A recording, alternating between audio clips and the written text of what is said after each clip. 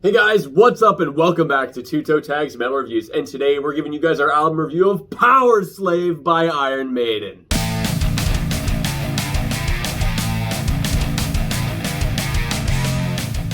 That's right, we're doing Powerslave. This is another edition of our series called Check This Out, where one of us refers an album to the other one that they may not have been super duper into. And I know it's not like you don't listen to Maiden, but I know you're not like super into them, haven't really focused on them. And I mean, we have reviewed this band on the channel before. We did Senjutsu when it came out last year, and I know you like that album. So I thought like, hey, you know what? If I'm giving an album to Vile, and it's not gonna be a prog album, we gotta go with Iron Maiden, Powerslave. And this album is incredible, but I'll save my words, because I'm the one who picked it. What do you think of the album after listening to it? Yeah, well, first off, that's not entirely true. I've spent quite a lot of time with Iron Maiden in my day, and I've heard this album plenty of times. It's not new to me whatsoever. I wouldn't say I'm well versed with their discography. I couldn't name what songs off what album and what's the best album and all that stuff. But I mean, I went through an Iron Maiden phase, I guess you could say, at one point or another. Okay. And this was an album that I did hear, because this was a trip down memory lane for me, so to speak. I do think it's one of the better Iron Maiden albums. Is it my number one pick? Probably not, but it's fucking up there, and for good reason. This album is, beginning to end, just pretty much a masterpiece. Like, Iron Maiden's one of those bands that can really do no wrong in many ways. Like, yeah, they got some music that's on the weaker side. There's a few wrong, but not much. Yeah. Even on this album, like, there's songs that definitely stand out, and then there's songs that don't quite stand out but are still good songs on their own. So I'm not exactly sure where to go with my review here. Let's talk about what one of my favorite songs was vocally. And this is going to be tough because I don't exactly know why I prefer this song, but The Duelist. Oh, yeah. Not exactly sure why, but vocally this song feels a little different. It's still the typical Dickinson style singing. Nothing really stands out, but there's something about his phrasing that's really nice in this song. Again, don't know. It's just hard to pinpoint exactly what is like drawing me to things, but it's like the vocals in that song are better to me. Not sure why. The title track, Powerslave, is another song where the vocals really shine. This one I can give you a specific reason. It's because of the layers. So there's a lot of layered backing vocals. It's not the only song that does that, but in this song particularly, it's just a very nice touch. It's done very cool. It adds a really nice, cool element to the song. Overall, great song too. Where do I go? Let's talk about Aces High. So that's the opening track. Yeah. Okay, opening Aces track. High.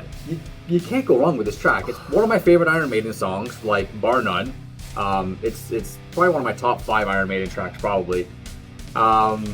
And I just fucking love it. And one thing that and this might be wrong, this is maybe not an opinion, but I believe that this song was inspired by Ace of Spades by Motorhead. Because of the Ace thing is like the connection, but it's not just that. It's like, if you listen to the rhythmic section of this song, and then listen to Ace of Spades, you can draw some parallels though for sure. I can see where you're coming from. Yeah, and another thing, like this song was written by Steve Harris, so the bass is like is in there, it's present. Baseline piece. Yeah, crazy. But I mean, Ace of Spades is about gambling. Aces High is about dogfighting and pilots and stuff. So the context of the songs aren't the same, but the inspiration was I think there when Steve Harris wrote Aces High. I think he was thinking about Ace of Spades, or was fresh in his mind, or something like that.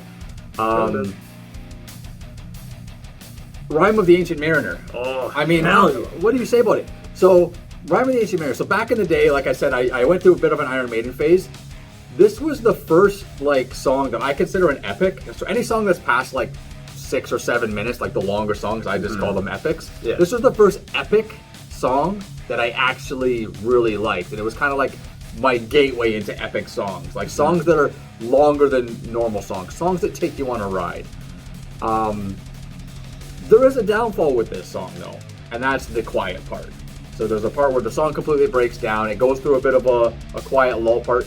First couple times hearing that, it's amazing because you get this sense of like adventure and like it's just taking you on a roller coaster. And then it comes back into the last act of the song, which is amazing.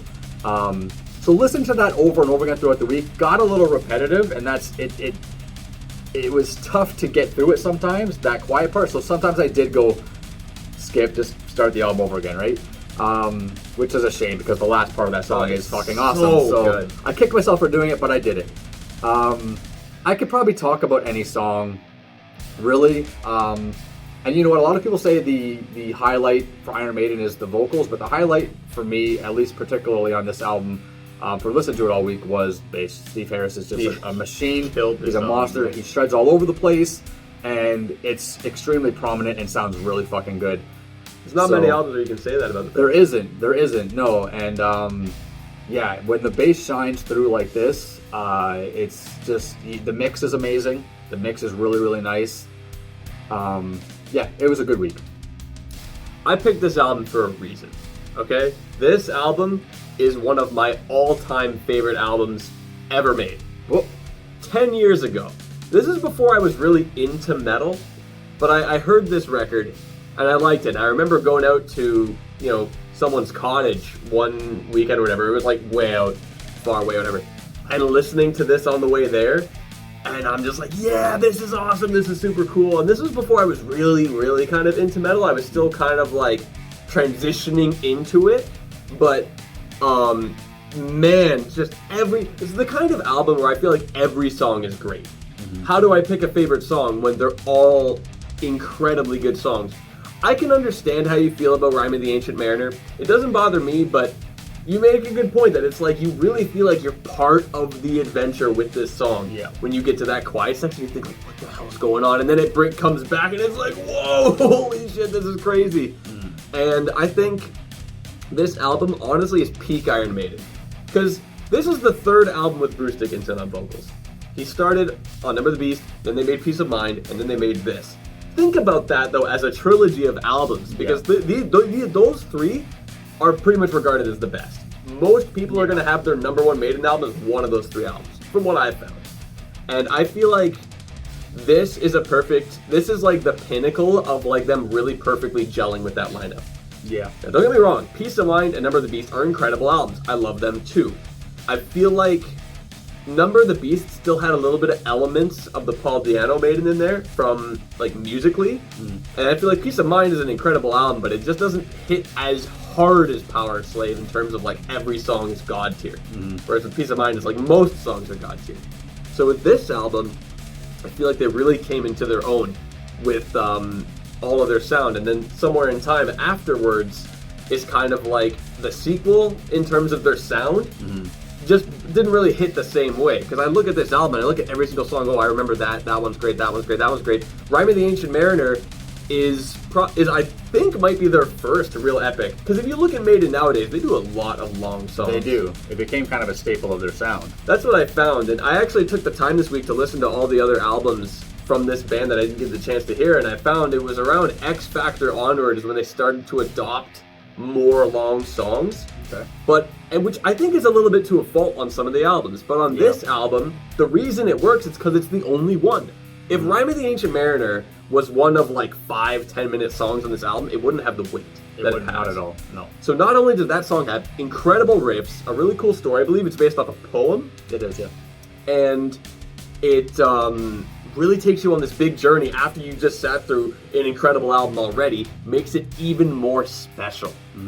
And it's just, man, every single song. Powerslave, incredible song. Love the theming of it, like the Egyptian thing. Awesome. Back in the Village, you start that song, it almost sounds like Joker and the Thief, almost, with that intro guitar riff, but which is just hype, right? Obviously, it's the other way around. Back in the Village came out first, but you know what I mean. What did you think of Lost for Words, which is an instrumental, track 3 instrumental, which is interesting, but I think it's great, but I'm curious what you think. I love it. Yeah. Love it. I've always loved it. I've always loved it. It's a really good instrumental, except for there are some words at the beginning, like the count. They can do. There's the count. So it's technically there's some words. Technically not instrumental. Yeah, there's not a total loss for words because there's some words in there. But yeah, a clever name for the song too. Yeah. Lost for Words, and there's no lyrics. But again, the highlight of it is Steve Harris. Yeah. Right. The highlight of that song, Steve Harris. The guitaring on this album is also good. Let's not shy away from that. But it's not the best. There's other Maiden albums where it shines a little more. There's no solos on this album that I really particularly love. None are bad, but there's none that I really love. Yeah, they don't really stand out as like the most ridiculous things, but they're still good enough to warrant the song. Like they're still great. And they do what they need to do. They do the justice they need to do. If I were to try to pick a favorite song, I think it might be Aces High. Because think about it, you put this album on for the first time and you get hit by that song as an opener. Phenomenal opening song, by the way. It's so epic, so much energy. It's just kicking the door down with force. Yeah. And it's incredible. And it's really hard to pick that as the number one, but it's like I look at these tracks, I'm like, you know what? I feel like Aces High might be the one. I would probably agree. It is tough, but Aces High, there's something special about that song. There just is. I don't know what it is. Like, it's such a great opening. Anyway, we've said enough. I think we've said enough. I think we should get to rating this album. So what do you give Powerslave? So I'm going to say something very similar to what I said in our review of Senjutsu, and that is that Iron Maiden is a special band because fundamentally these guys are the foundation of metal, at least one of the foundations of metal. I'd say a vast majority of the bands we listen to nowadays, modern bands, are inspired in some way or another by Iron Maiden. And I did write one example down because I suck at thinking about examples because I'm always like, where did I hear that from? Where did I hear that from? But Flash of the Blade, if you listen to the intro of that song and then listen to the intro of Gift of Guilt by Gojira, you'll hear influence right there. And that's exactly what I'm talking about, is bands these days grew up listening to this stuff in their bedrooms. They grew up playing this album on repeat, and then you hear that transition into their music through inspiration. And I fucking love that. And for that reason, I gave Senjutsu a toe tag, and I'm giving Powerslave a toe tag for that reason as well. Iron Maiden is just fundamentally such an amazing band. Timeless, because even now, nearly 40 years later, this album still stands up because of the fundamentals. These guys nail it every time. Toe tag for sure. That's crazy to think about. Nearly 40 years later, and it's still as strong as it is. I mean, I think it's pretty clear this gets my toe tag as well. I said in the beginning, this is one of my all-time favorite albums ever. I think it's honestly a perfect album. Like, if I'm going to expand on my toe tag, it's a 10. Like, you know, like, our toe tags represent 8 to 10 for this. 10. What else can I say? Anyway, guys, 2 toe tags for Powerslave, and that's all we got for you guys today. Remember to like the video. If you like it, comment, tell us in the comments below, what is your favorite Iron Maiden album? Is it this one? Is it another one? We'd love to hear what you guys have to say. See you guys next time. I'm TV Fish. I'm Self. Keep the horns up.